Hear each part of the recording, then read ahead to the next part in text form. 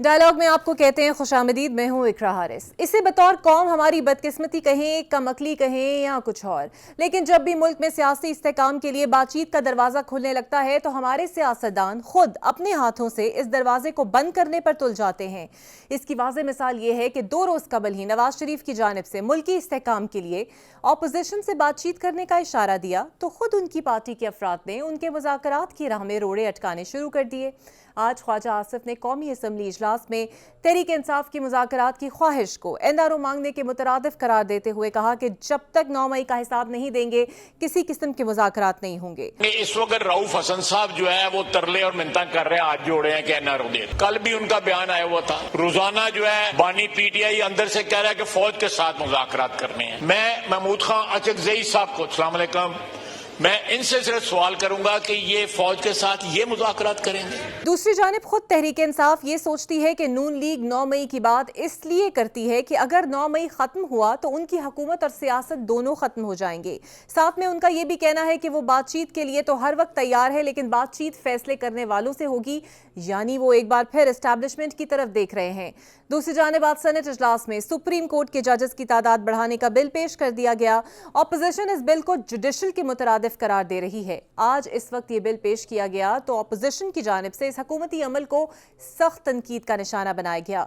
Senator Ali Zafar ने कहा कि हर एक को पता है क्या हो रहा है। कादर साहब इस कानून साजी को लाकर इस्तेमाल हो रहे हैं। 2 जजेस बढ़ाने को तैयार हैं, लेकिन 7 जजेस बढ़ाने की हिमायत नहीं कर सकते। 7 जजेस की तादाद बढ़ा दें। 7 का नंबर भी बड़ा अहम है। अगर आप डिटेल में जाएं, 7 का बड़ा एक अहम है, क्योंकि जिस किस्म का मामला चल रहे हैं आपको नजर आएगा कि 7 की वजह क्या है। प्लान एग्जैक्टली चेयरमैन साहब ने सही कहा। ये बढ़ा के करने का मकसद ये है कि जुडिशल स्टैकिंग हो रही है, जुडिशल कू की कोशिश की जा रही है। इसी तरह अवामी नेशनल पार्टी के सरबराह इमल वली खान ने इस बिल के पेश होने पर कहा कि वैसे तो बाप वाले बिल पेश करें तो किसी का बाप उसे नहीं रोक सकता। सुप्रीम कोर्ट के बजाय ज्यादा जजेस की जरूरत निचली अदालतों में है।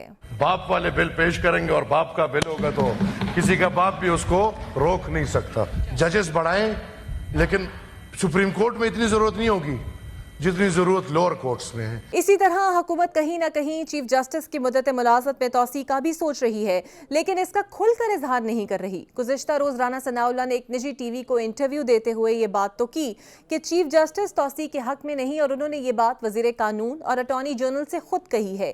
लेकिन साथ में राना सनाउल्लाह ये भी कहते हैं कि अगर सुप्रीम कोर्ट के तमाम जजेस की मुद्दत मुलाजमत में तौसी की जाए तो काजी फायज ईसा भी इन्हीं जजेस में शुमार होंगे। आज वजीर कानून आजम नज़ीर तारड़ ने अपने मुख्तसर पैगाम में ये वाजे किया कि चीफ जस्टिस एक्सटेंशन की ख्वाहिश नहीं रखते। मैंने बारहा ये कहा है कि चीफ जस्टिस साहब से जब मेरी और अटॉर्नी जनरल साहब की मुलाकात हुई थी और उन्होंने बिल्कुल साफ अल्फाज में कह दिया था कि वो किसी किस्म की तोसी में इंटरेस्टेड नहीं है। हुकूमती अफराद अपने गोलमोल बयान से मामले को उलझा जरूर रहे हैं, लेकिन एक बात अब पूरे वसूख से की जा रही है कि काजी फायज ईसा को सुप्रीम कोर्ट में बरकरार रखने के लिए कोई ना कोई खिचड़ी जरूर पक रही है। फिर चाहे उन्हें बरकरार रखने के लिए सुप्रीम कोर्ट के तमाम जजेस को ही क्यों ना 3-3 साल की रियायत देनी पड़े। आज के डायलॉग में इन्हीं सवालात के जवाब हासिल करने के लिए मेरे साथ मौजूद होंगे सबसे पहले मुस्लिम लीग नून के सीनियर रहनुमा तारिक फजल चौधरी साहब। बहुत शुक्रिया तारिक साहब आपके वक्त का। गो के राना सनाउल्लाह और वजीर कानून इनकारी है इस बात से कि किसी किस्म की तरमीम फिलहाल नहीं हो रही, लेकिन शहबाज शरीफ साहब ने तमाम पार्लियामेंटेरियंस को हिदायत की है कि इस्लामाबाद में अपनी मौजूदगी यकीनी बनाएं। तो अहकामात तो बताते हैं कि कुछ ना कुछ है ऐसा जिसकी पर्दादारी है। सर बिस्मिल्लाहिर्रहमानिर्रहीम। देखिए, जहाँ तक मेंबरान कौमी असम्बली या सेनेट उन्हें इस बात की ताकीद की जाती है कि वो इजलास के दौरान अपनी हाज़िरी को यकीनी बनाएं, तो सबसे पहले तो ये रूटीन की कार्रवाई है और हर इजलास में हम इस बात को यकीनी बनाते हैं कि अक्सरियत जो मेंबर्स हैं वो पूरे होने चाहिए, क्योंकि अगर आपके मेंबर कम होते हैं तो अपोजिशन कोरम पॉइंट आउट करती है और अगर कोरम पूरा ना हो तो इजलास ख़त्म हो जाता है, जो कि गवर्नमेंट के लिए बड़ी एम्बैरेसिंग सिचुएशन होती है। तो लिहाजा ये इंस्ट्रक्शंस तो हर सेशन में दी जाती हैं। बाकी अगर राना सनाउल्लाह साहब ने और वज़ीर कानून ने अगर उस बात की वजाहत कर दी है तो मेरा ख्याल है वो ज़ाहिर है अगर कोई भी इस तरह की चीज़ आती है तो उसकी जो ओरिजिनेटिंग मिनिस्ट्री होती है वो लॉ मिनिस्टर होते हैं और उन्होंने अगर वजाहत कर दिया तो मेरा ख्याल है उसके बाद इस बात में कोई शायबा नहीं होनी चाहिए कि इमीडिएटली किसी तरह की कोई अमेंडमेंट या किसी तरह की कोई ऐसी कोई वो पाइपलाइन में नहीं है। अच्छा तारिक साहब, तहरीक इंसाफ ने अपने ताल्लुकात बढ़ाने की कोशिश की है मौलाना फजलुर रहमान साहब से। सदर जरदारी भी मुलाकात कर रहा है, शहबाज शरीफ ने भी कर ली। इतलात ये आ रही हैं कि मौलाना साहब ने शायद 2 डिमांड्स की हैं आप लोगों से, सेनेटरशिप के लिए 2 सीटें और केपी की गवर्नरशिप। तो नून लीग एग्री है ये सब कुछ देने पे उन्हें? देखिए, गुजारिश ये है कि ये जो मुलाकात या मुज़ाकरात होते हैं, इनमें इस तरह की डिटेल्स अगर हों तो तब भी शेयर नहीं की जाती। जाहिर है, अगर आप चाहते हैं कि गवर्नमेंट में एलाइज में इजाफा किया जाए और आप किसी से मुलाकात करने के बाद आगे प्रेस कॉन्फ्रेंस शुरू कर दें, वो तो मुझसे फ़लाँ बातें डिमांड कर रहे हैं, तो ऐसा नहीं होता। बाकी मौलाना साहब ने अभी कम से कम मेरे इल्म में ऐसी बात कोई नहीं है कि उन्होंने किसी तरह की कोई गवर्नरशिप या इस तरह की कोई डिमांड की हो। लेकिन जाहिर है, जब आप किसी को कहते हैं कि आप हमारे साथ चलें, और ये मौलाना साहब को तो हम हमारे पुराने वो इत्तेहादी हैं, पीडीएम बना, पीडीएम के सरबराह रहे यहाँ इस्लामाबाद में, तो मुझे वो तमाम मीटिंग्स होस्ट करने का भी मौका मिला पार्टी की तरफ से, और उसमें मौलाना साहब हमारे प्रेसिडेंट थे, सरबराह थे पीडीएम के। हमारे उनसे पुराने रवाबित हैं, मियां नवाज शरीफ साहब के बहुत करीबी दोस्तों में से हैं, सियासी रफ़्क़ाकार में से हैं। तो हमारी तो ख्वाहिश शुरू से है कि हमारे साथ चलें, गवर्नमेंट का हिस्सा बने और हमारे साथ हों। तो लेट्स सी, अगर मौलाना साहब ने आमादगी का इजहार किया तो जब आप एलाइज को अपने साथ चलाते हैं जैसे बाकी इत्तेहादी हैं, तो ज़ाहिर है वो वजारतों में भी उनको हिस्सा भी देते हैं। पीपल्स पार्टी को नहीं, गवर्नरियाँ भी दी हुई, वजारतें भी दी हुई। तो कोई ऐसी बात अगर कोई इत्तेहादी करेगा तो वो बात कोई गैर सियासी नहीं है या गैर मंतकी नहीं है। बिल्कुल ठीक। सर, आप लोग सुप्रीम कोर्ट के जजेस की तादाद बढ़ाना चाहते हैं और वजह यह है कि बता जो रहे हैं कि केसेस का बैकलॉग ज़्यादा है और इसमें हकाइक भी हैं, लेकिन ये बैकलॉग तो ज़िले अदलिया में भी है। 18 लाख मुकदमात ज़ेर इल्तवा हैं, तो तवज्जो सिर्फ सुप्रीम कोर्ट के जजेस बढ़ाने पर ही क्यों? देखिए, असूली तौर पे तो मैं ये कहूँगा कि तमाम अदालतों में जो जजेस हैं पाकिस्तान में, उनकी तादाद भी बढ़ाई जानी चाहिए। और जिस तरह इस्लामाबाद के स्कूलों को तो मैं जानता हूँ, बाकी सूबों के स्कूलों का मुझे इल्म नहीं है, कि यहाँ हम पढ़ाई भी बच्चों को 2 शिफ्टों में कराते हैं, क्योंकि बच्चे ज़्यादा हैं, स्कूल कम है, तो डबल शिफ्ट होती है, मॉर्निंग शिफ्ट और इवनिंग शिफ्ट। तो मैं तो ये भी कहूँगा कि तादाद बढ़ाने के साथ साथ अदालतें भी 2 शिफ्टों में चलनी चाहिए, morning shift and evening shift, क्योंकि फौरी तौर पर बिल्डिंग्स तो नहीं बन सकती, लेकिन जजेस की तादाद बढ़ा के और इन केसेस को जो साल डेकेड्स साल से पेंडिंग हैं, उनकी जो है ये पेंडेंसी से ख़त्म करना चाहिए। और ये पेंडेंसी आपकी ज़मीनों के मुकदमात से शुरू होती है और जो हाई रेटेड क्रिमिनल्स हैं उन तक जाती है, जो टेररिस्ट हैं उन तक जाती है, डकैती के मुलज़मों तक जाती है, 302 के मुलज़मान तक जाती है। और ऐसे लोग जो लोअर कोर्ट से, मैंने अगर 302 की बात की है, कत्ल का मुलज़म है, हाई कोर्ट से उसे फांसी हुई है, 10 साल से उसकी अपील जो है वो सुप्रीम कोर्ट फंसी हुई है और वो सरकारी मेहमान बना हुआ है और सरकारी अपना रोटी खा रहा है। भाई, अगर सुप्रीम कोर्ट से उसको वो डिक्लेयर्ड है कि वो कातिल है, उसको फांसी लगनी है, तो 3 महीनों के अंदर सुप्रीम कोर्ट से फैसला होना चाहिए and he should be hanged. मैं 1 नहीं 4 प्रोग्रामों में ये बात कर चुका हूँ कि मैंने सैकड़ों ऐसे जनाजे पढ़े हैं जो लोग मर्डर हुए हैं, कत्ल हुए हैं। मैंने शायद ही कोई जनाजा ऐसा पढ़ा हो कि किसी शख्स को फांसी लगी हो कि इसने कत्ल किया था और उसे फांसी लगी है। तो क्यों? ये तमाशा हमारे मुल्क में, ये अजीब बात है कि 15 साल 14 साल एक बंदा कत्ल हो जाता है, मुकदमात उसका मुकदमा चल रहा है। तो तादाद भी बढ़नी चाहिए और शिफ्टें भी बढ़नी चाहिए। ठीक है। ये मेरा बायसियत एक सियासी कारकुन के ज़ाती तज्ज़िया है और मुशाहिदे की बुनियाद के ऊपर है कि वो कहते हैं ना कि justice delayed is justice denied. जो इंसाफ आपको 15 साल के बाद मिले, वो मिले भी तो समझेंगे, वो नहीं मिला वो नाइंसाफ़ी है। सही, बिल्कुल ठीक। अच्छा सर, सुनने में आ रहा है कि महमूद खान अचकज़ई के ज़रिए आप पीटीआई को इंगेज करना चाह रहे हैं और बराह रास्त मुज़ाकरात भी करना चाहते हैं। राना सनाउल्लाह चूँकि इस कमेटी के मेंबर भी हैं, इनिशिएट भी कर रहे हैं, लेकिन आपकी जमात की मुख्तलिफ रहनुमा और बड़े इंपॉर्टेंट रहनुमा मुतज़ाद बयान देते हैं। ख्वाजा आसिफ कहते हैं मैं तो चाहता ही नहीं मुज़ाकरात हो, एहसन इकबाल साहब कहते हैं 9 मई के लिए माफ़ी मांगे। ये कोई बामायनी मुज़ाकरात हो सकते हैं? कुछ उम्मीद नज़र आ रही है आपको? देखिए, मुज़ाकरात बामानी वही शख्स या वही कमेटी कर सकती है जिसे प्राइम मिनिस्टर नामज़द करें कि आपने ये मुज़ाकरात करने हैं और उसके बाद उसका हतमी नतीजा निकलता है। बाकी ज़ाती ख्वाहिशात होती हैं जो हर शख्स अपनी एक सियासी सोच के मुताबिक जो है वो बात करता है। मेरे से आप पूछेंगे, मैं कहूँगा जी मुज़ाकरात होने चाहिए, मेरे दूसरे कुलीग कहेंगे जी इनसे मुज़ाकरात नहीं होने चाहिए। तो लिहाजा इनके ऊपर जो कमेंट्स हैं ये तो ज़ाहिर है हर शख्स को बिल्कुल आज़ादी है, हमारे तमाम सीनियर लीडर्स अपनी अपनी राय का इज़हार करते हैं, लेकिन बामानी मुज़ाकरात वही हैं जो प्राइम मिनिस्टर डेजिग्नेट करते हैं ऑफिशियली किसी एक फ़र्द को या 2 से 3 अफराद को कि आप जाएँ इस मौजू के ऊपर मुज़ाकरात करें। ठीक है, सही। तो आपको लगता है कि ये सिर्फ पीटीआई को एंगेज करने के लिए वक्ती हरबा नहीं है? नहीं, वक्ती हरबा नहीं है जी। देखें, पीटीआई एक सियासी जमात है और अपोजिशन की सबसे बड़ी जमात है, तो उसको एंगेज करना और एक वर्किंग एनवायरनमेंट पैदा करनी है असेंबली के अंदर, ये हम सब की जिम्मेदारी है। और मैं वैसे चीफ विप पीटीआई के तमाम सीनियर लीडर्स के साथ, उनके चीफ विप के साथ बिल्कुल राब्ते में रहते हैं। हमारी कोशिश होती है कि असेंबली बिजनेस ठीक चले, और उससे पहले जब भी इजलास कॉल होता है तो उससे पहले एक कमेटी है जिसे हम कहते हैं बिजनेस एडवाइजरी कमेटी, जिसे हेड स्पीकर साहब करते हैं। तमाम जमातों के नुमाइंदे उसमें मौजूद होते हैं।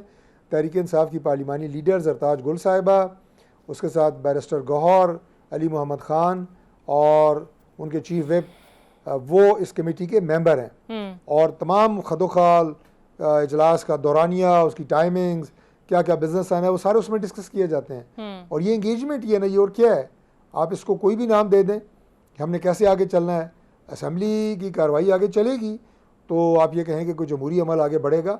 अगर हमने ये फैसला कर लिया या अपोजिशन ने ये फैसला कर लिया कि कार्रवाई को नहीं चलने देना, असेंबली को अपाज बना देना है, तो वो किसकी खिदमत होगी? इस मुल्क की खिदमत होगी।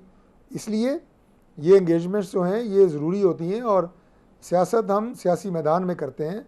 हम सियासत को कोई ज़ाती दुश्मनी समझ के नहीं करते, और ना करना चाहिए। बिल्कुल सही। अच्छा तारिक फजल साहब, आजम नज़ीर तारक कहते हैं कि काजी फायज ईसा की मुद्दत इलाजमत में वो तौसी पर खुद ही राजी नहीं है, लेकिन राना सनाउल्लाह साहब कहते हैं कि अगर सब जजेस की उम्र बढ़ गई तो काजी साहब को एतराज़ नहीं होगा। सर, इसका मतलब है कि अगर वो नहीं चाहते तो आप लोग शायद मजमूई तौर पर सबकी बढ़ा दें, तो फिर ऑटोमेटिकली उनकी भी बढ़ जाएगी। देखिए, आपके सवाल का एक टेक्निकल जवाब है, पहले वो दे देता हूँ कि एक्सटेंशन लेना काजी फायज ईसा साहब ने, जैसे लॉ मिनिस्टर ने कहा कि उन्होंने इस पर इतफाक़ नहीं किया। हाँ। लेकिन अगर पार्लिमान जजेस की उम्र बढ़ा देता है, मैं मिसाल के तौर पे आपको इसका टेक्निकल जवाब दे रहा हूँ, तो काजी साहब को उस पर तो ना एतराज़ हो सकता है ना वो कर सकते हैं। हाँ, वो ये कर सकते हैं कि वो उम्र बढ़ने के बावजूद कहें कि मैं घर जा रहा हूँ, वो उनकी अपनी ज़ाती मर्ज़ी हो सकती है, लेकिन इसका टेक्निकल जवाब तो ये है। लेकिन पॉलिटिकली इसकी जो सिचुएशन है मौजूदा, उसमें अभी ये कहना कबल वक्त है कि ऐसी कोई कार्रवाई जो है वो होने जा रही है। जैसा कि मैंने आपको पहले कहा कि गवर्नमेंट अपने बिज़नेस चलाने के लिए और हुकूमती अमूर आप कह लें चलाने के लिए कुछ फैसले करती है। अगर इस तरह का कोई फैसला हुआ तो वो बात की बात है, लेकिन अभी इस वक्त कोई ऐसा फैसला नहीं है। बिल्कुल ठीक है। अच्छा तारिक साहब, लग ऐसा रहा है कि हुकूमत ताजरों के सामने ढेर हो चुकी है। ताजरों को असासे और बैंक अकाउंट्स की तफसीलात से इस्तिस्ना मिल गया है। उनके लिए महज 3 सफ़कात का नया इनकम टैक्स फॉर्म है, जबकि एक शहरी के लिए 28 फॉर्म का एक फॉर्म मौजूद है। तो यानी कि अब जो भी एहतजाज करेगा हुकूमत उसके सामने सरेंडर कर देगी? नहीं, देखिए, सरेंडर करने की बात नहीं है। हमने ज़ाहिर है बजट बनाया, बजट पास हुआ, अब उसके अंदर कुछ एतराज़ात ताजरों के भी थे, कुछ एतराज़ात बाकी डिपार्टमेंट्स के भी थे। तो जिस हमने ये समझा, जिस इदारे के एतराज़ात को हमने समझा कि ये जायज़ हैं और वो दूर हो सकते हैं या हम कर सकते हैं, वो हमने किया। क्योंकि गवर्नमेंट, मैं समझता हूँ कि वो जो रियासत होती है वो एक माँ की हैसियत रखती है, और रियासत की उमूर की निगरानी जो है वो उस वक्त की जो गवर्नमेंट होती है उस दौर की वो कर रही होती है। तो माँ का यानी जो एक दूसरा रूप होती है वो आपकी गवर्नमेंट होती है। तो अब अगर वो ज़िद और हठधर्मी पे आ जाए कि कोई मुतालबा कर रहा है लेकिन चूंकि वो कर रहा है मैं नहीं मानूंगा, इसमें मेरी जो अनाज जो है वो मुतासर होती है, तो ये कोई अच्छा रवैया नहीं होता। जैसे आपको याद है कि हज़ारा बरादरी के कुछ लोगों को शहीद कर दिया गया जब इमरान खान साहब वज़ीर आज़म थे, और वो कई दिन तक नहीं गए, उनकी लाशें लेके कोयटा की रोड पे बैठे रहे और मुतालबा था कि इमरान खान साहब आएँ। तो हम उन्हें अपनी शिकायत भी बताएंगे, और ये जुल्म हमारे साथ 12 मरतबा हो चुका है, प्राइम मिनिस्टर आए, लेकिन उन्होंने आगे से क्या जवाब दिया था कि मैं ब्लैकमेल नहीं हूँगा। वो भाई के लाशों से भी कोई ब्लैकमेल होता है। तो ये रवैया जो है हुकूमत का, ये ठीक नहीं होता। हमने कोई ज़िद और हरदर्मी नहीं की, जो उनके जायज़ मुतालबात थे, काबिल अमल थे, माने जा सकते थे, वो हमने माने, आइंदा भी मानेंगे। बिल्कुल ठीक। तारिक फजल साहब, एक आखिरी सवाल, ये तमाम तर मामलात जो चल भी रहे हैं और हकूमती पीपल्स पार्टी के साथ एक अहम इत्तेहादी है, मुज़ाकरात भी हो रहे हैं पंजाब के अंदर, तो पंजाब के तहफ़्फ़ुज़ात अब तक दूर कर पाई है पीपल्स पार्टी के? देखिए, वो हमारे इत्तेहादी हैं और हमें वो अपने जो मेंबर्स हैं, खा वो पंजाब असम्बली के MPs हों या MNAs हों, वो हमें अपने मेंबर से भी ज़्यादा अजीज़ हैं, क्योंकि उन्होंने हमसे मिनिस्ट्रियाँ नहीं लीं, पूरी सपोर्ट दे रहे हैं। और गवर्नमेंट जो है वो उनकी सपोर्ट के बगैर अपनी तादाद पूरी नहीं कर सकती, नहीं चल सकती। तो इसलिए बहुत हमारे लिए वो काबिल एहतराम है। लेकिन अगर किसी जगह के ऊपर उन्हें कोई एतराज़ आज है, माजी में था या आइंदा होगा, तो और हमारे नोटिस में वो लाएंगे तो हम इंशाल्लाह ज़रूर दूर करेंगे। बिल्कुल ठीक। अपने मेम्बरान का भी हम कोशिश करते हैं कि उनकी सपोर्ट जो है वो पूरी की जाए, हल्के में लोगों की खिदमत कर सकें, लोगों के मसाइल हल कर सकें। और इत्तेहादी अगर बताएंगे तो इंशाल्लाह ताला उन्हें भी हम प्रॉपर रिस्पॉन्ड करेंगे। और तारिक साहब, मियाँ साहब लंदन जा रहे हैं? जी, अभी इस बारे में कोई ऐसी हतमी इतला नहीं है कि वो लंदन तशरीफ़ लेके जा रहे हैं। ये चाहे मगोइयाँ मीडिया से शुरू हुई हैं, अभी पार्टी की तरफ से या अभी मियां नवाज शरीफ साहब की तरफ से इसकी कोई कंफर्मेशन नहीं है। बिल्कुल सही, बहुत शुक्रिया। तारिक फजल चौधरी साहब सीनियर नून के मेरे साथ मौजूद थे। देखते हैं कि ये हवा जो चली है तरामीम की, ये कहाँ जाकर रुकती है। एक ब्रेक लेते हैं, ब्रेक के बाद मिलते हैं। Welcome back. मेरे साथ मौजूद होंगी पाकिस्तान पीपल्स पार्टी की सीनियर रहनुमा समीना खालिद घुरकी साहिबा। बहुत शुक्रिया समीना साहिबा आपके वक्त का।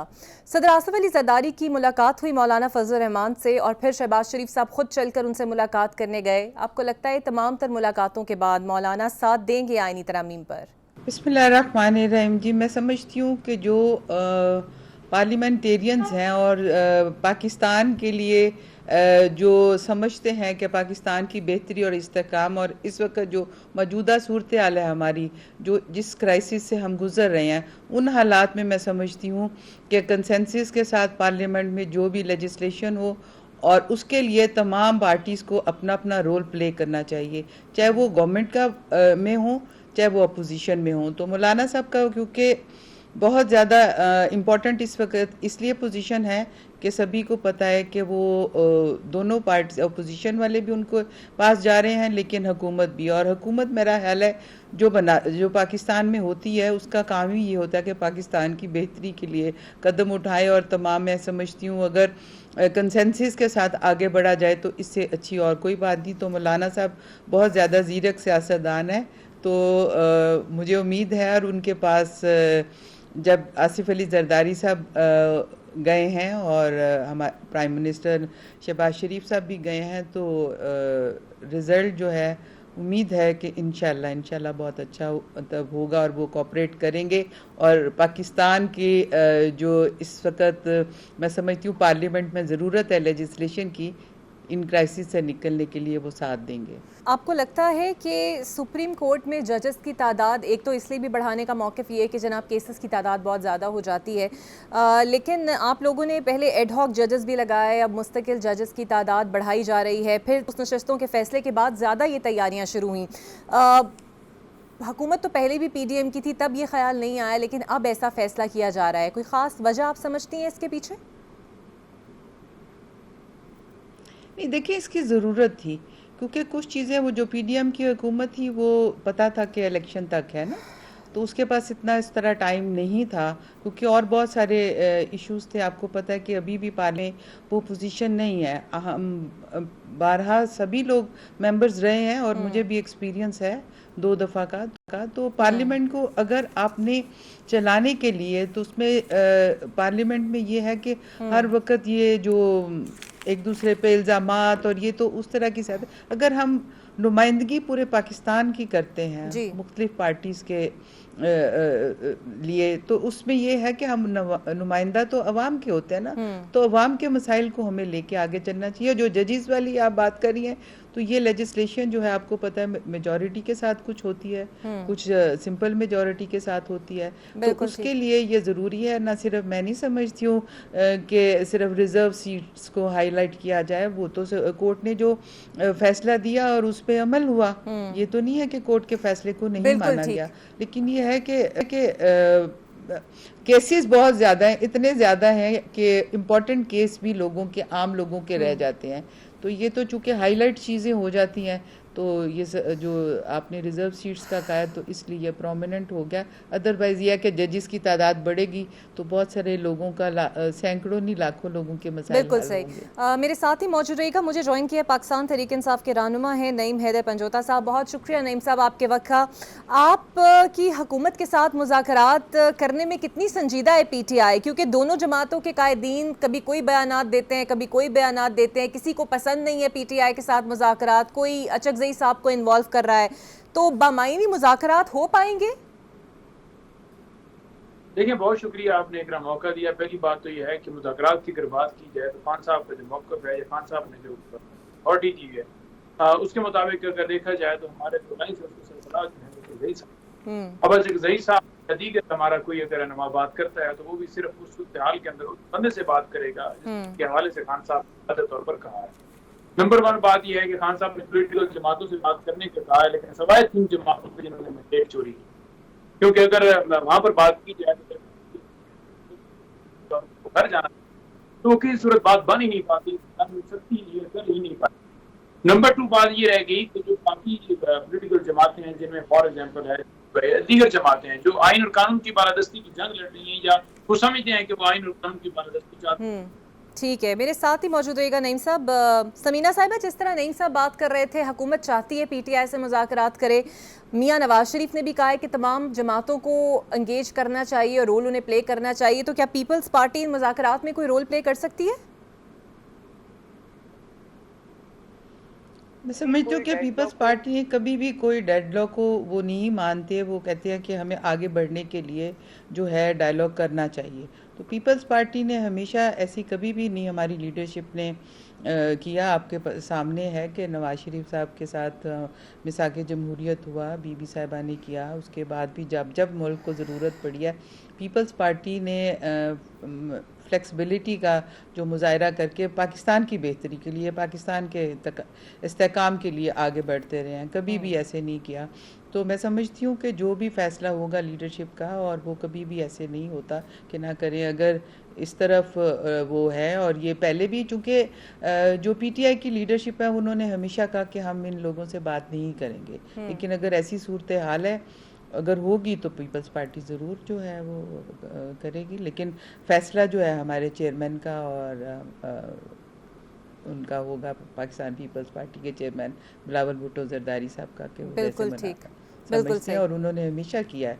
हाँ जी, बिल्कुल। नईम साहब, इतलात कुछ ऐसी हैं कि मौलाना डिमांड कर रहे हैं कि KP में जो जुडिशल कमीशन है धांधली से मुतालिक वो बनाया जाए, उन्हें सेनेट की नशस्तों से कुछ खास दिलचस्पी नहीं है, तो ऐसा हुआ तो आप लोग उनकी डिमांड पूरी करेंगे?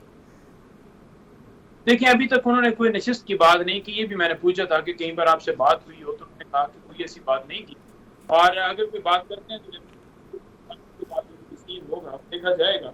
लेकिन हम तो रूल ऑफ लॉ के लिए खड़े हैं, तो कहते हैं कि जो बंदा रूल ऑफ लॉ के लिए खड़ा है वो बिल्कुल है, और जो बंदा अगर लालच करेगा या किसी एक सीट की, सेनेट की या गवर्नरशिप के लिए कोई भी एक चीज़ लेकर उस चीज़ को, रूल ऑफ लॉ को पीछे छोड़ेगा, मैं नहीं समझता कि वो अपनी सियासी तौर पर बल्कि आवाम के अंदर मजीद तो अपना वोट बैंक को कम करेगा। तो जो भी इस वक्त खड़ा है उसको लोग पसीदाई भी दे रहे हैं, आप साहब देख लें, उनको लोग सराह रहे हैं, उनको अप्रिशिएट कर रहे हैं। और आज देखें कि आप जो भी बंदा आइन और कानून के साथ खड़ा है, आप खान साहब खड़े हैं, तो क्या कुछ। अच्छा पंजोता साहब, मुश्किल वक्त में साथ छोड़ने वालों की जगह नहीं है, बानी PTI ने ये कहा है, तो समझ लिया जाए कि फवाद चौधरी की भी जगह नहीं बनेगी?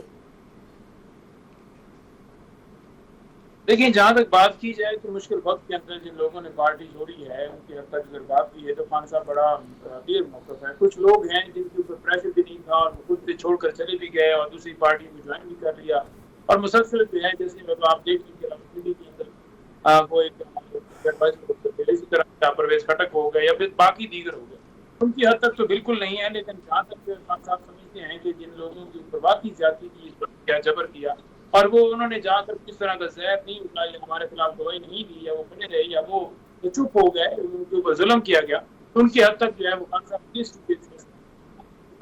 की बात है। तो मैं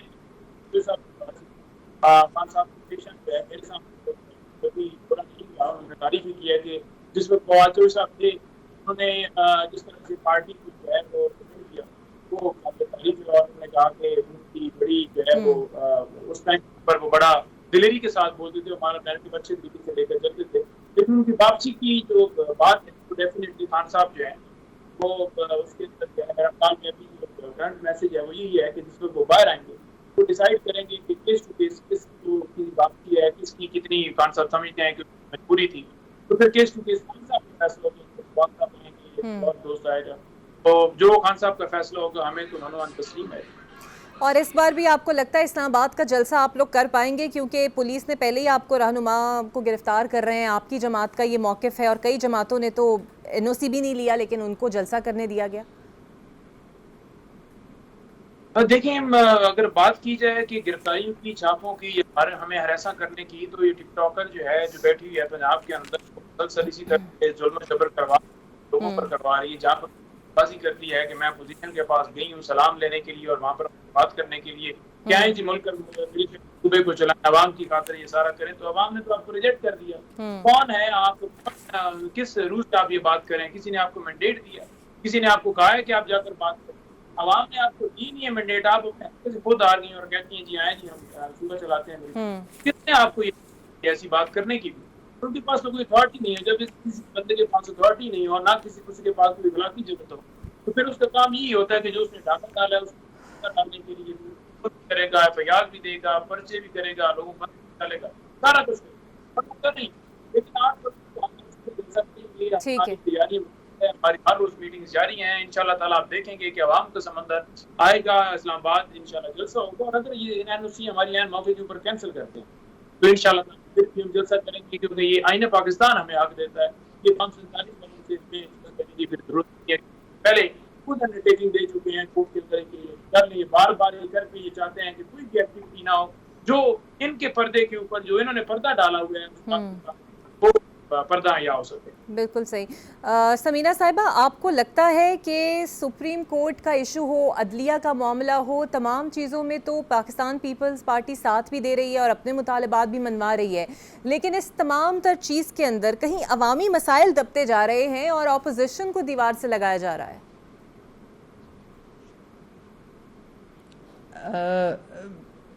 मैं समझती हूँ कि अपोजिशन को दीवार से कहाँ लगाया जा रहा है। पार्लियामेंट में मैं कुछ देर तो गई हूँ, तो मैंने देखा ये अपोजिशन है कि इसको दीवार से लगाया जाए।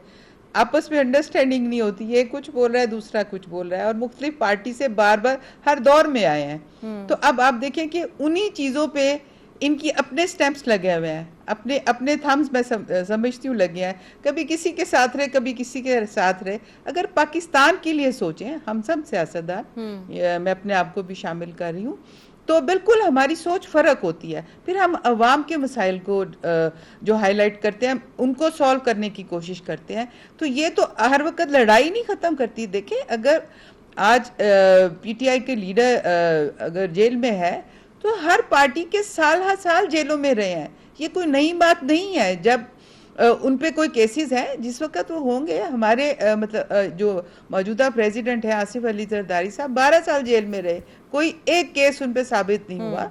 तो हमने तो कभी जाके किसी को नहीं किया। पार्लियामेंट की देखें, एक ये मैं आपको बताऊं 2013 में ये थे, इन्होंने पार्लियामेंट को चैन से नहीं रहने दिया, धरना लगा के बाहर बैठ के। उसके बाद ये खुद गवर्नमेंट में इनको समझ ही नहीं आई कैसे करना है। कोई इनका हीरो था, कोई कुछ था, कोई कुछ था, ना पंजाब को संभाल सके ना फेडरल गवर्नमेंट को संभाल सके, कि इनको कुछ अरसे के बाद इन्होंने तमाम हमारी दुनिया से राब्ते कट गए। तमाम दुनिया में हम ऐसे हो गए कि पता नहीं हमने क्या कर दिया हुआ पाकिस्तानियों ने। एज ए पाकिस्तानी हम अपने मुल्क में एक पॉपुलर लीडर जो है वो मैं समझती हूँ कि बहुत सारे लोग उनको पसंद करते हैं, मैं इसमें कोई शक नहीं है कि वो बड़े अच्छे प्लेयर, हमने भी उनको सपोर्ट किया हुआ, ये कोई बात नहीं। लेकिन हर जो है सियासत में आपको बहुत टॉलरेंस चाहिए। ठीक है। सियासत में आप हर वक्त दूसरे की पगड़ी को नहीं उछालते। पगड़ी उछालना सियासत नहीं है। सियासत आपको बहुत कुछ कुर्बानियां देना आपको पड़ती हैं अपने लोगों के लिए, अपनी आवाम के लिए। आप हर दफा तो कामयाब नहीं होते हैं, बिल्कुल कभी आप सही। सीट पे नहीं भी होते हैं, लेकिन यह है कि आप ना तो अपना हलका छोड़ते हैं, ना अपने लोगों से राब्ता तोड़ते हैं। लेकिन मुझे पीटीआई बताएं, वो तो तमाम मजमूआ है, तमाम मैं कहूँ पार्टीज का ना, कोई बिल्कुल इधर ठीक से आए, कोई उधर से आए, इधर, इसीलिए वो एक दूसरे को बर्दाश्त भी नहीं करते और वो समझते हैं कि डेली आके एहतजाज करके वॉकआउट करना बस ये उनका काम होता है और पार्लियामेंट को चलने ही नहीं देते। बिल्कुल सही। ऑपोजिशन मेरे कैसे साथ ही साइड पे लग रही रहिएगा है? समीना साहिबा, मेरे साथ ही रहिएगा। ये देखिए ना, सवाल वो मैं बिल्कुल ऑपोजिशन है ठीक, दबने वाली। बिल्कुल सही। वो तो ऐसी मैं होती है जैसे अंगारे निकल रहे हैं। बिल्कुल सही। वो तो मैं सिर्फ यही मकसद ही सवाल उनका आगे पार्लियामेंट की पंजोता पहले साहब के सामने भी इज्जत रखना करनी तो चाहूंगी। सीखें। तो पार्लियामेंट को आगे एक तमाशा बना दिया बिल्कुल हुआ सही। पूरी दुनिया नईम में। साहब, एहतजाज तो दर मैं इसके एहतजाज हक तो में नहीं हूं कि बिल्कुल opposition ठीक, को हम मेरे दबा साथ रहे ही हैं। मौजूद रहे। इसलिए मैं समझती हूँ कि ऑपोजिशन अपना रोल प्ले करे, गवर्नमेंट अपना करती है। बिल्कुल सही। मेरे साथ ही लेकिन मौजूद रही है कंसर्न समीना साहिबा। नईम साहब, एहतजाज दर एहतजाज असम्बली के अंदर और असम्बली में ऑपोजिशन का रोल ना प्ले करना, ये तो वैसे पीटीआई के लिए कहा ही जा रहा है आजकल, लेकिन अब बानिए पीटीआई के लिए ऑक्सफोर्ड यूनिवर्सिटी का चांसलर बनना भी लग रहा है एक मार्का सा बन गया है। बिकॉज कहाँ वो साबिक वजीर आजम रहे, कहाँ चांसलर बनना मुहाल नज़र आ रहा है। जो बातें पाकिस्तान में होती थी अब वो बरतानवी अखबार भी कह रहे हैं, चाहे वो तालिबान के लिए हो, चाहे वो ख़वातीन की तौहीन के मामले में हो। तो क्या प्रॉस्पेक्ट्स आप देख रहे हैं इस मामले पे, चांसलर बनने पे? देखिए, बात यह है कि जहाँ तक मैं बात करूँ समीना खालिद साहिबा की, तो इन्होंने, मैं इनकी जो पर्सनैलिटी है या इनकी बातें सुनी हैं, इन्होंने बड़ा अच्छे तरीके से बात भी की है। बड़ा अच्छा जो है इन्होंने अपने कुछ चीज़ें ऐसी हैं जिन्होंने इन्होंने अप्रिशिएट भी किया है। लेकिन जहाँ तक बात की जाए इनके रुझान की, तो अगर ओवरऑल पीपुल्स पार्टी की बात की जाए तो उनका एक अलग से जो है पूरी पार्टी का जो नैरेटिव है या मौक़िफ़ है वो अलग है। इनका मौक़िफ़ अपनी ज़ात ये ठीक होगा कि कप्तान भी मान रही हैं, कानून की खदमात भी हैं और सियासी तौर पर ये सारी बातें भी कर रही हैं। लेकिन देखिए, सबसे मैं पहले भी ये गुजारिश कर चुका हूँ कि बुनियादी चीज़ ये है कि जब आपकी एक दीवार का वो एक बुनियाद जो होती है वो गलत होती है, तो फिर उसके ऊपर दीवार जो है सारी, उसकी कोई वैल्यू नहीं होती। तो आप जो हुआ वो पूरी दुनिया ने देखा, और ये अगर ऐसा है वो करके और मुल्क के अंदर जो है हमारा माचिस तक काम आ सकते तो वो मुमकिन नहीं है। नंबर 2 बात ये कि जहाँ पर ऑक्सफोर्ड यूनिवर्सिटी के चांसलर की बात, जो कहते थे ना कि यहूदी एजेंट है इमरान खान, आज वही लोग कह रहे हैं कि इमरान खान तो बड़ा मुस्लिम है, मुस्लिम उम्मा का लीडर है। आज वही कह रहे हैं कि इमरान खान तो पर्दे की बात करता है। लेकिन ये कजाज की बात है जो ये कहते हैं ना जी कि वजीर आजम से जनाब ऑक्सफोर्ड यूनिवर्सिटी के चांसलर के ऊपर आ गए, तो ऑक्सफोर्ड यूनिवर्सिटी के वो पहले भी बन चुके हैं, और अगर एक टीम के कप्तान है वो रह चुके हैं, तो आप ये नहीं कह सकते कि आप वजीर आजम थे तो टीम का कप्तान जो होता है वो छोटा होता है और आप दोबारा जो है वो किसी टीम के हेड लग रहे हैं। ऐसी बात नहीं है। ये एक ऐसी चीज है जिसके ऊपर पूरी दुनिया में ये गया है कि वाकई जी देखें, वहां पर पाकिस्तान से इमरान खान साहब को जो है वो क्वालिफाई किया गया है और वो लड़ रहे हैं इलेक्शन। लेकिन दूसरी तरफ तमाम तंजीमें एक्टिव करके वहां पर पूरी एक कैंपेन चलवा के और सारा किया जा रहा है कि किसी सूरत पाकिस्तान का नाम इमरान खान की बदौलत रोशन ना हो, इमरान खान की बदौलत पाकिस्तान का कोई चांसलर ना बने। क्योंकि तारीख में ऑक्सफोर्ड यूनिवर्सिटी का पहली दफा पाकिस्तान से कोई नॉमिनेशन, उससे पहले उनके अपने ही मुल्क के अंदर ही जो उनका एक प्रोसीजर था या जो उनकी प्रैक्टिस थी उसके मुताबिक वो कर रहे थे। ये पहली दफा पूरी दुनिया से लोगों की नुमाइंदगी कर रहे हैं और एक एजाज की बात है, क्योंकि एजाज की बात इसलिए है कि कोई बंदा एक खास शोबे के अंदर महारत रखता है तो उसकी क्वालिफिकेशन होती है और वो उसके ऊपर पूरा फिट आता है और उसको क्वालिफाई किया जाता है और वो खान साहब के अंदर। इस दफा तो गवर्नमेंट ऑफ पाकिस्तान तो या फिर नून लीग तो कोई कैंपेन नहीं करी ना, ये सब कुछ तो वहां के अखबार बोल रहे हैं। तो आपको लगता है कि Noon League has actually hide them या नून लीग करवा रही है जानबूझ के सारा कुछ? देखें, आपके सामने है जिस तरह से पीएमएलएन के रहनुमाओं ने आकर प्रेस कॉन्फ्रेंस, जिस तरह से वहां पर एप्लीकेशन दिलवाई की, जिस तरह से मेरे साथ रूकड़ी साहब बैठे हुए थे वो कह रहे थे कि मैं भी इधर से केस करूंगा, और उन्होंने बिल्कुल खुद जो हायर करके फर्म्स और अपने जो वहां पर कारकुनान है या जो भी जिस तरीके से भी उन्होंने किया बिल्कुल उन्होंने खुद किया है। क्योंकि देखें, उनको कोई मसला नहीं है इमरान खान साहब के साथ, उनको क्या मसला है कि वो एक चीज जो है फलानी तोशाखाना केस है, वही है, वो है, इसमें सजा है, उनके पास तो कोई डाटा नहीं है। क्योंकि ये बाकायदा तौर पर एक प्लान करके तमाम डाटा फराहम करके और एक एक चीज उनके एक एक बयान फराहम करके वहां पर गार्डियन कहता है कि 14 साल की सजा हो गई है बानिए पीटीआई को, चांसलर को पूरे साल खुद को दस्तयाब रखना पड़ता है। अगर वो चले बंद भी जाते हैं तो कैसे दस्तयाब रहेंगे, कैसे बाहर आएंगे जेल से? मुश्किल हो जाएगा उनके लिए। देखें, पहली बात तो यह है कि खान साहब को जो 14 साल सजा हुई थी वो सजा मुअत्तल हो चुकी है। खान साहब किसी एक केस के अंदर भी इस वक्त पाबंद सलासल नहीं जिसमें उनको सजा हुई हो। नंबर 2 बात यह, खान साहब की रिहाई मुमकिन थी और हो जानी थी, लेकिन एन मौके के ऊपर इन्होंने तोशाखाना का चौथा केस बना दिया, नैब का दूसरा केस है। हालांकि एक जुर्म होता है तो उसके ऊपर एक केस बनता है। हाई कोर्ट ने भी कहा कि 108 गिफ्ट्स हैं तो आप 108 दफा ट्राई करेंगे, 108 दफा सजाएं देंगे। तो खान साहब इस वक्त तोशाखाना केस या 9 मई के केसेस के अंदर जो है वो गिरफ्तार हैं, लेकिन उसमें दोनों केसेस हैं उनके अंदर उनकी जो है कन्विक्शन नहीं हुई, ना उनको कोई सजा हुई है, कोई इस तरह की चीज ग्राउंड। उनकी तमाम सजाएं सस्पेंड हुई हैं, मुअत्तल हुई हैं, और इस वक्त उनका स्टेटस एज ए प्रिजनर है, एज ए कैदी है, और वो क्वालिफाई कर दें और अगर सजा याफ्ता भी होते, कन्विक्टेड भी होते, उनकी सजाएं मुअत्तल ना भी हुई होती, तब भी वो जो उनकी एक जो प्रैक्टिस है या उनका जो एक क्वालिफिकेशन के लिए पैरामीटर्स हैं या उनकी जो है वो उसके अंदर वो पूरे उतरते हैं, उसके लिए कोई कदर नहीं है कि एक बंदा सजा याफ्ता है। बिल्कुल सही। समीना साहिबा, आपको लगता है ये चांसलरशिप का जो मामला है ये इंटरनेशनली बड़ा हाईलाइट हो गया है? खुद बरतानियन अखबार जो हैं बरतानवी, वो अब आर्टिकल्स लिखने पर मजबूर हो गए हैं। वैसे तो बेनज़ीर भुट्टो शहीद साहब अभी ऑक्सफोर्ड की तलबा यूनियन की भी रह चुकी हैं, सरकर्दा रहनुमा रह चुकी हैं। जी, मैं समझती हूँ कि अगर उनका है तो वो ज़रूर चांसलर के लिए अगर क्वालिफाई करते हैं तो बन जाए। मुझे तो उस पर, और मैं समझती हूँ पाकिस्तान की अवाम को तो आजकल अपने मसाइल के साथ है सारा, लेकिन अगर वो वहाँ पे चांसलर बनते हैं तो उन्हें कोई भी नहीं रोक सकता। अगर वो क्वालिफाई कर रहे हैं, उनके मेरिट पे हैं तो ज़रूर बने वो। मुझे तो हाँ जी, ना हमारी पार्टी को कोई एतराज़ है, वो ये है कि अगर उनको है कि पाकिस्तान से उन्होंने चांस पे कट गया। बिल्कुल सही, बनना चाहे तो बन सकती है। बहुत शुक्रिया समीना खालिद घुर्की साहिबा और नईम हैदर पंजोदा साहब मेरे साथ मौजूद थे। देखते हैं ये मामला कहाँ तक जाता है और वो चांसलर बनते हैं या नहीं बनते हैं। बहरहाल मुझे दीजिए इजाज़त, कल होगी आपसे फिर मुलाकात। अल्लाह हाफ़िज़।